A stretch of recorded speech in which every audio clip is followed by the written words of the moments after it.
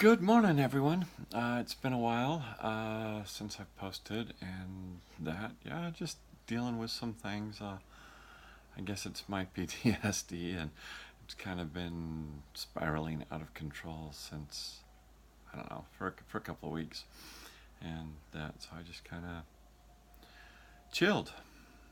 I'm feeling better, feeling a lot better, and so anybody that suffers with PTSD or any of that kind of stuff, my heart goes out to you.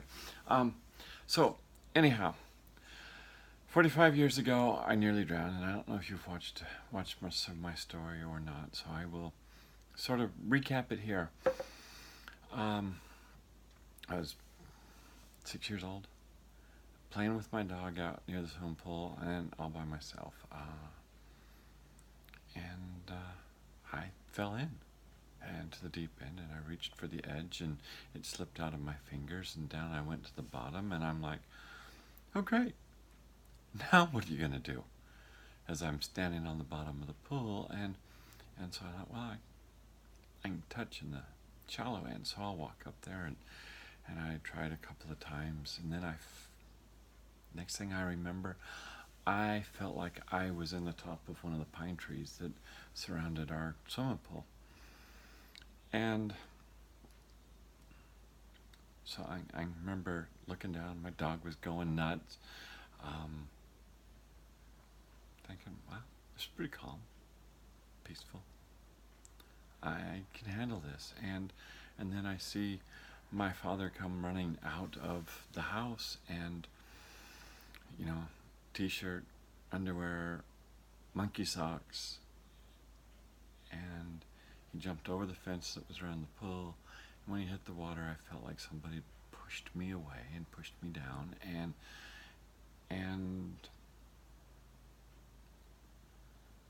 I've carried that memory 45 years. I mean, it plays in my head almost every day when I first wake up, and for 45 years, I have always carried that as I felt like I was so messed up. I mean, I've always known that for whatever reason, God stuck me in the wrong vessel.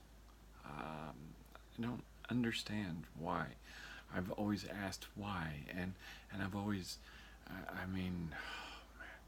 I'm sure he's sick and tired of me asking why, because I ask why, and how do I manage, and how do I cope, and how do I survive. And so for 45 years, I wake up within a few minutes, those memories come into my head, and I've always kind of carried it as my own personal scarlet letter. I've never quite understood, but I felt like I was pushed away in shame, in disgrace, and so I've always carried that, going, oh man, I'm so messed up that even God doesn't want me.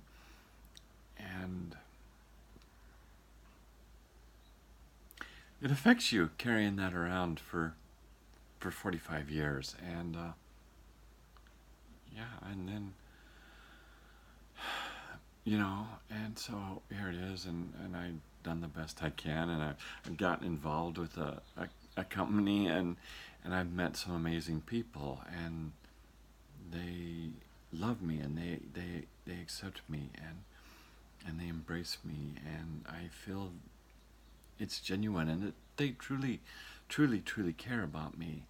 And so then this morning, a friend Jeff put a video on, From Now On, from The Greatest Showman, and the lyrics, and I'm watching it, and it's like, wow, that's powerful, that's deep. And then another memory comes flashing into my head, and it's I've had 6 failed suicide attempts, but the last time that I seriously thought about suicide, and that one come crashing into my head too, and it's like, here I'm all alone, and I'm standing on Harstein Island. It's where I lived, and I'm on the beach by myself. And it's kind of a morning like today that's cold and gray and rainy, and I think it's January, and I'm out there standing on the beach, and after the umpteenth time of praying, Lord, why is this happening to me? Why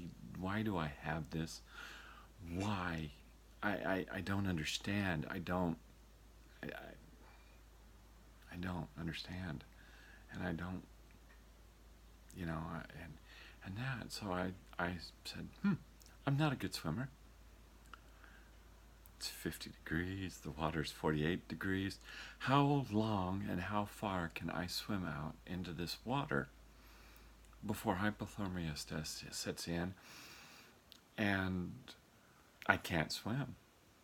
I nearly drowned once before. I don't remember any pain. I remember calm and peace and all of that. And I took my jacket off and I dropped it on the beach, and I took a step towards the beach. And I've heard lots of voices in my life, and lots of still small voices, and some not so still and not so calm. And this one boomed in my head like thunder. And it goes, I created you, and I've created all the creatures in the sea. If I want you dead, you will be dead. And if I don't, dolphins, a whale, a swarm of jellyfish will pick you up, carry you back to shore, and drop you on shore. Learn, do whatever you can, but find a way to live, and don't tempt me again. And wow, that was pretty powerful. That was pretty intense. And I picked up my jacket and I buried my head, still ashamed, still feeling lost, still why me, and how am I going to survive, and what am I going to do, and lost in prayer and thoughts, and going, okay, not going to think like that again. I'm not going to attempt that again.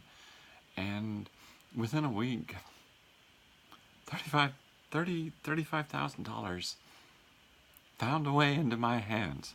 And, it's a story for another time, and it's not truly important, but $35,000. And I'm like, holy cow, this is enough to take me to Thailand, have an operation, and enable me to live. And I didn't tell anyone in my family my choice. There was a few friends in Tacoma that knew my choice then. The only one that is really in my life in a big way that I told I was going to Thailand before I went was Tammy. And I went. And then after 30 days in Thailand and a couple of months coming back, and I tell my family members, it's done. It's an irreversible choice. It's not being undone. And to pretty much be treated like a leper by them. The only person who really reached out to me was my Uncle John, and he's like, what can you do now that you couldn't do before? And I go, well, that's easy. I can live.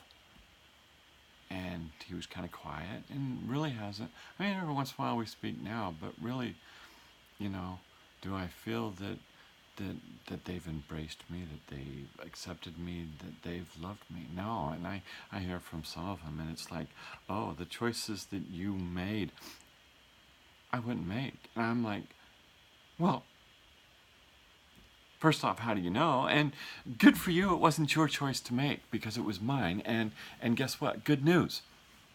You're not responsible for my choice. You're only responsible for yours.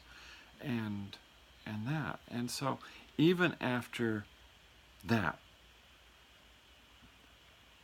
the powerful voice, like, don't you dare tempt me with suicide again, and money showing up that I dreamed never in a million years would I ever dream that I would have enough money to go and do surgery.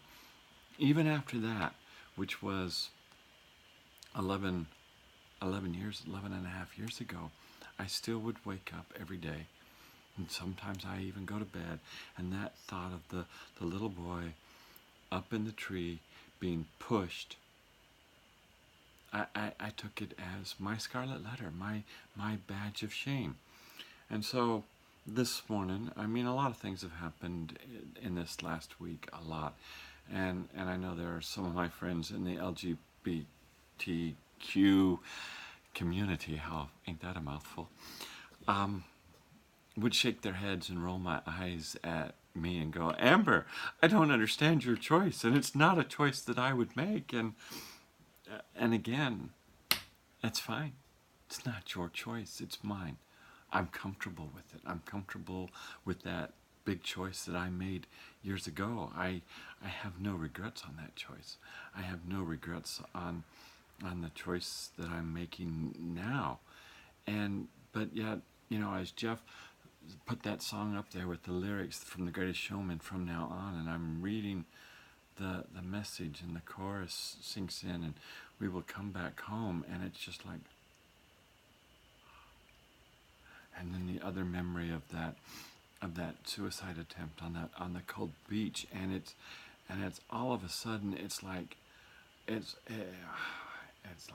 I'm driving around at night in the dark, in the fog, and I flip on my lights, and all I see in front of me is gray, and then it's like, oh yeah, I've got fog lights, and turn your brights off, and it starts piercing through the fog, and it starts parting. And the story that I've lived every day of me being pushed away from God, the narrative changed. And I was up there, and it was calm, and it was peace, and I saw the shell of my body lying down there in the pool, and now the narrative that I hear is, don't make me, please. I'm begging, please don't make me go. And the voice that's in my head at this point, damn, I hate this phone. The voice that's in my head,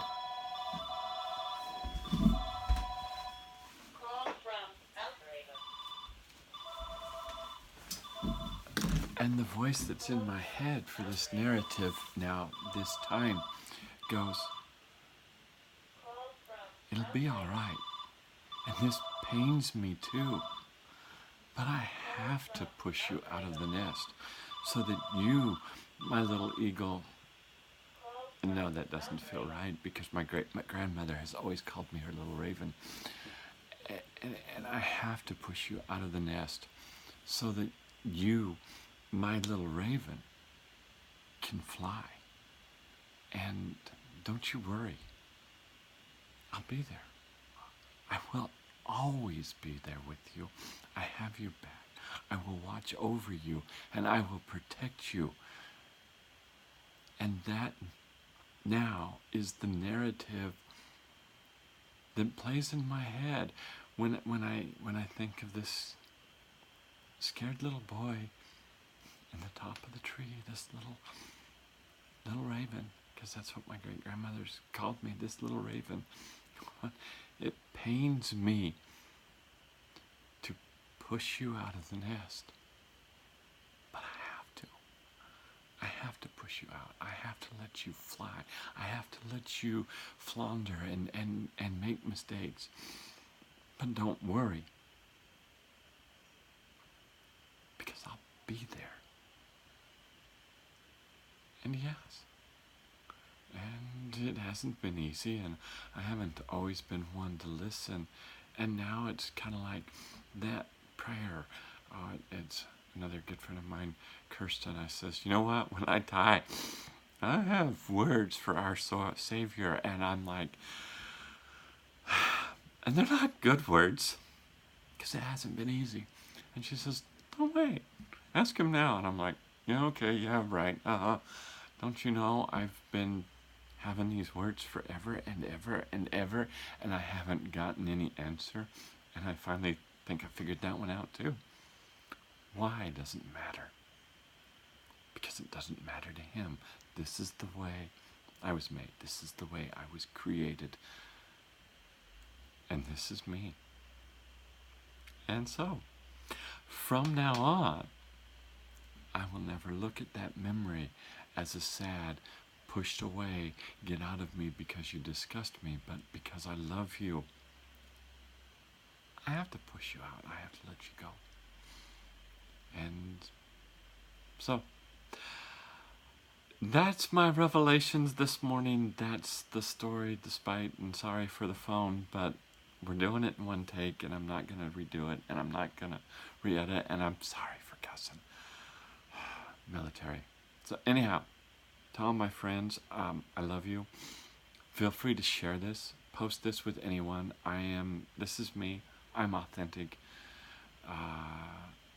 And like my video, subscribe to my channel, and you may not always agree with what I say.